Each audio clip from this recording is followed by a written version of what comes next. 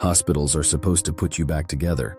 But after midnight, the seams show. Buzzers chirp from empty rooms, vents sing in voices that don't belong to the living, and the floor plan doesn't match the map you signed during orientation. People say the hollow man walks these halls because it's easier to catch a soul when the body is already halfway checked in. Story 1: The Lost Patient. The night nurse heard the squeak first, rubber wheels complaining somewhere past the shuttered east wing. She glanced at the monitor board, all quiet, all green. The wing had been closed for renovation for 11 months. She still heard the squeak. She stepped into the corridor and felt the air tilt colder, the way it does inside a walk-in freezer when someone has left the door cracked. A gurney rolled out of the dark all by itself, sheet neatly tucked, rails up, nameplate slot empty. It passed her without slowing, gliding like it knew the route better than she did. When she followed, the corridor angled somewhere it wasn't supposed to, past orthopedics, through a drywall barrier that should have been sealed, into a hallway that wasn't painted, wasn't signed, wasn't on any fire escape plan. The lights were bare bulbs humming at a frequency that annoyed the back of the teeth. She tried to mark the turns with a dry erase swipe of her pen on the wall, but the ink wouldn't stick.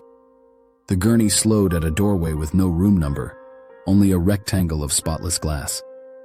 On the other side, darkness breathed like an animal asleep. The sheet on the gurney rose and settled, one breath, then another, like something underneath was remembering how lungs worked. She leaned closer, and the pillow dimmed with the shape of a head that cast no features, just a sinking.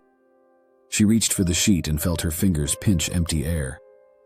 She smelled betadine and wet concrete. Somewhere behind her, a call light chimed in a pattern she didn't recognize. Too short, one long, too short again. She turned and the corridor repeated itself in both directions. Same stain, same humming bulb, same taped outlet. She pushed the gurney because movement felt safer than stillness. The wheels squealed approval. The floor sloped down just a hair at first, then more. She noticed the wall pipes weren't copper or PVC. They were something gray and porous, sweating from the inside like stone learning to bleed. A shadow stepped into step with her. Tall, narrow, head tilted, strolling along the opposite wall so that it never had to meet her eyes. The hollow man didn't hurry. He didn't need to.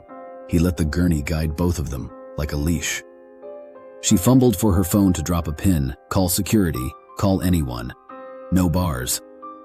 The clock at the top of the screen read 12:07, then 12:06, then 12:05, ticking backward as the elevator dinged somewhere below, despite no elevator in the plans. The gurney stopped. The sheet loosened. The breathing under it stopped too, as if it had learned the last lesson. On instinct, she rolled the gurney back the way she'd come, counting bulbs, counting breaths, counting the steps it takes for fear to become procedure. When the corridor finally spilled her into a regular nurse's station with regular hums and regular coffee, her shoes were wet with something that dried to salt. In the morning, the renovation foreman swore the east wing had been sealed all night. The cameras showed her walking into the closed corridor, and then, half an hour later, walking out of pediatrics 2 floors away. The gurney in the evidence photo was tagged, disposed, no asset number. She resigned 2 weeks later. The call light pattern still wakes her up, and she checks the hallway in her apartment to be sure it hasn't grown any longer while she slept. Some nights she swears a covered shape glides past her bedroom door, headed to a room she doesn't own. Stories like this have been submitted by viewers who claim the hollow man followed them. If anything strange has happened to you, leave it in the comments. Story 2: The Morgue Freezer. The morgue is honest in a way the upstairs floors aren't. It's a place where paperwork finally stops lying. The orderly on shift knew that and kept his headphones around his neck out of respect. The hum of the compressors did the talking. A single drawer clicked, then slid open a few inches. He told himself vibration. He told himself settling. He pushed it shut with 2 fingers and felt the magnet tug it home. Then the drawer beside it unlatched with a sharper sound, like someone flicking a coin. Labels were peeling everywhere, little white flags curling at the edges. The typed names had bled. Fresh ink glistened over them, hand-scrawled, shaky but decisive. letters written like they'd been copied from memory rather than a chart. He leaned closer. The top label said his name. He laughed, because the other option was to call upstairs and admit the dead were writing. He peeled the tag off, balled it in his fist, and slid the drawer to prove he wasn't afraid. Metal whispered on rails.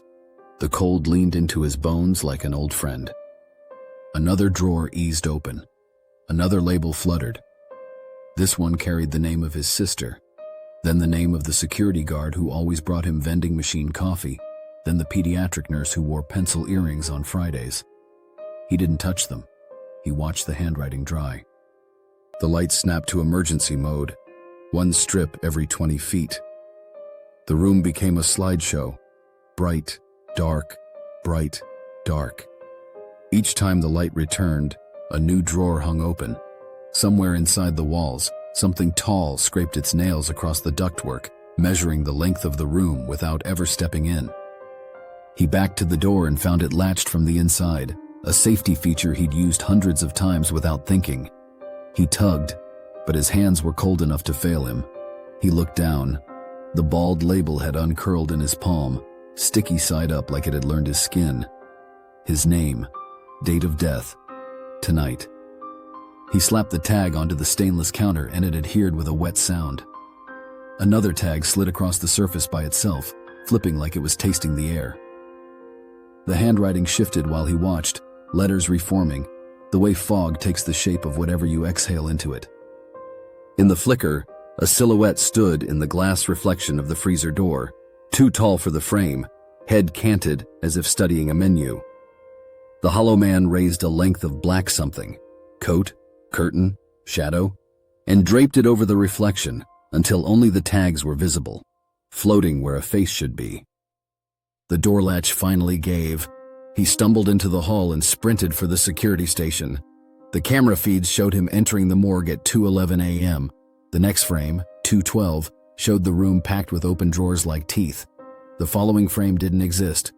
The feed picked up again at 2:29 with the room tidy and empty.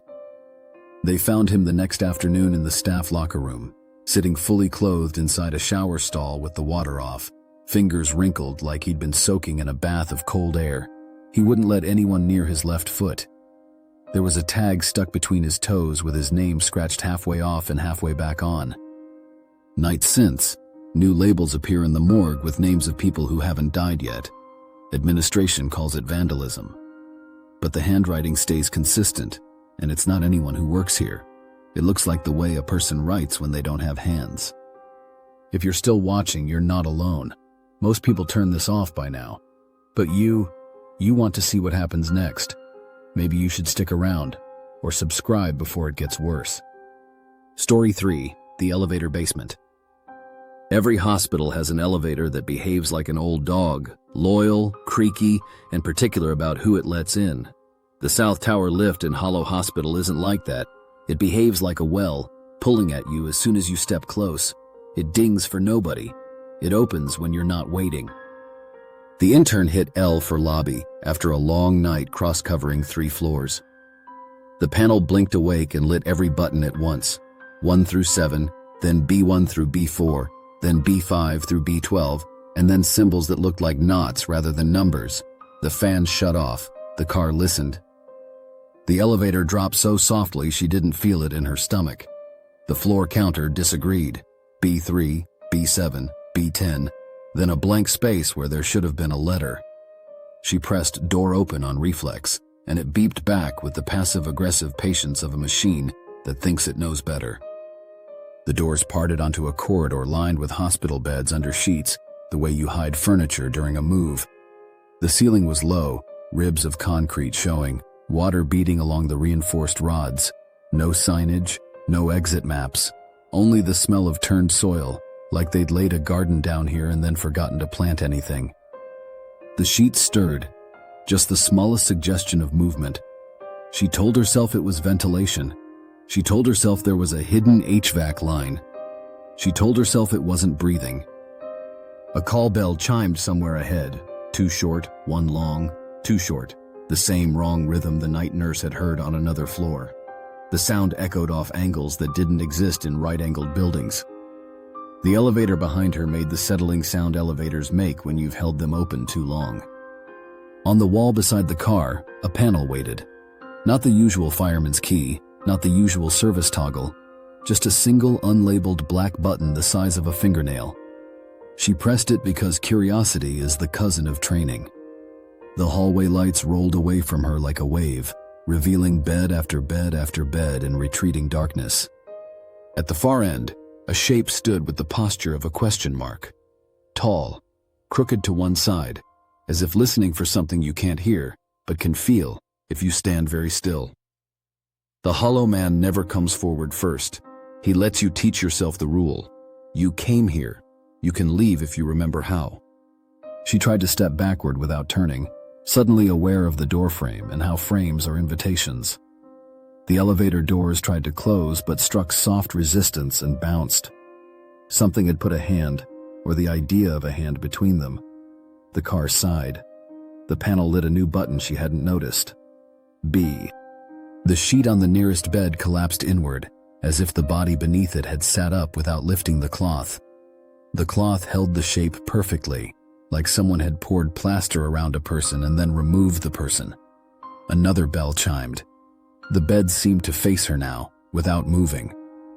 She lunged into the car and hit L until her thumb numbed. The doors closed without the bump this time. The descent stopped feeling like motion and started feeling like a decision made elsewhere. The panel cycled symbols in a sequence that didn't match any language she knew, then all went dark except B and door open. When the doors parted, she was exactly where she'd started. South Tower, ground floor, daytime as if nothing had happened. Her pager buzzed with a new patient admit, a gurney in the East Wing with no order in the system, no wristband, no face. The order read, transfer to B. Facility swears there is no B anything in the South Tower. Engineering swears the schematics never listed a button for Infinity. Administration swears nothing's wrong because if something were wrong, the liability would be impossible to insure. The intern changed specialties 2 weeks later. Stairs only. She counts steps out loud. New horror drops every Hollow Wednesday. Subscribe before he finds someone else.